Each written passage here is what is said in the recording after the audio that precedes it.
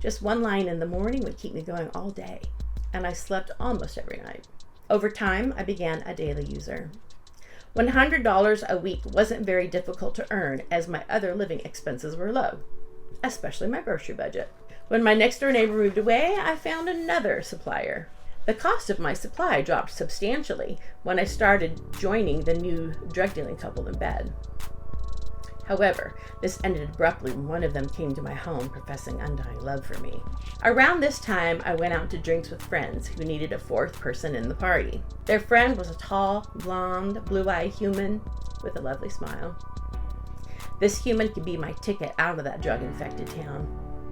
But before we moved to Southern California, I spent all night sanding a table without gloves while on methamphetamine. Having had that painful lesson, I didn't use meth for 4 years after the move. Alcohol did the job. It killed my anxiety and was easier to use because it's legal. I broke no laws walking into the liquor store and purchasing my preferred flavor, then walking home to drink it. Besides, alcohol is socially accepted, and I drank socially, in that I drank with other people who were drinking. My flavor was Gallo wine by the gallon. A gallon kept me supplied for a couple of days. I caught a buzz fairly quickly, but was able to keep my wits about me until the children were put to bed. The children were young enough to stay where I put them, which helped immensely. I had worked all day, cooked, fed, helped with homework, bathed the children. A good buzz was no less than I deserved. Flash forward, and I've graduated to Seagram's VO with ginger ale. I'm living alone with the children. I can no longer blame my drinking on a co-drinker. It's evening, the house is quiet, and I am standing in front of the open refrigerator looking at the liter of ginger ale. A thought pops in my head sideways. I'm drinking for no reason. There is no co-drinker in this house. It's all me. I can remember shaking my head a bit, like trying to dislodge the thought. My brain suddenly refused entrance to thoughts that had previously justified my drinking.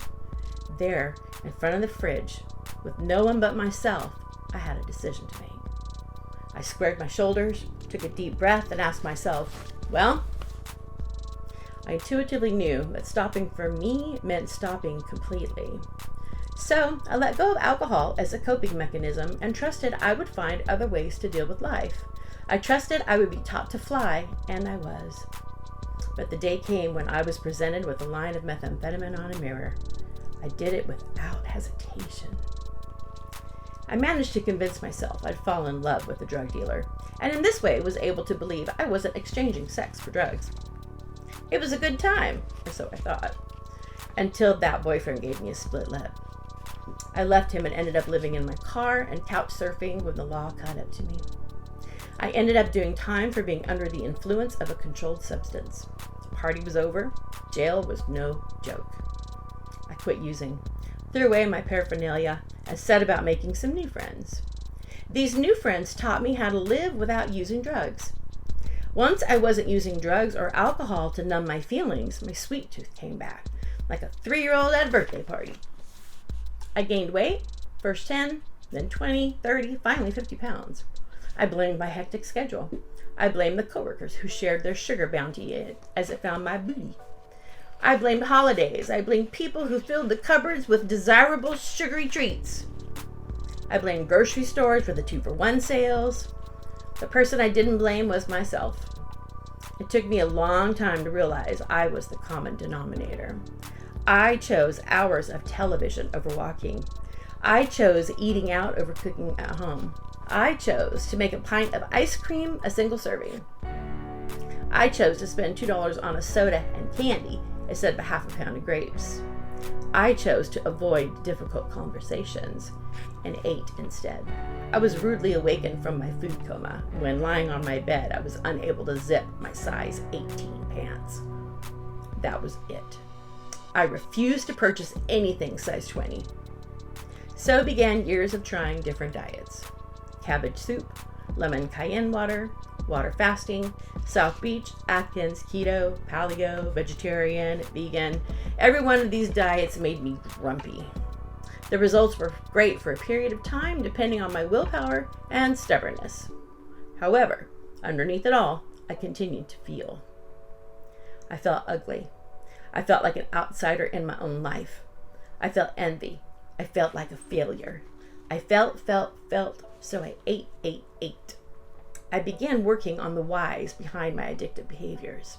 The weight gain kept me from being noticed and let me escape my feelings just as drugs and alcohol had. Once I had accepted it would be safe to be seen and to feel, I started making lifestyle changes. Now that I have given myself permission to be seen and to feel, it is important to me to always remember how much of my life was consumed by consumption, be it sugar, food, drugs, or booze, and how unrewarding that life was.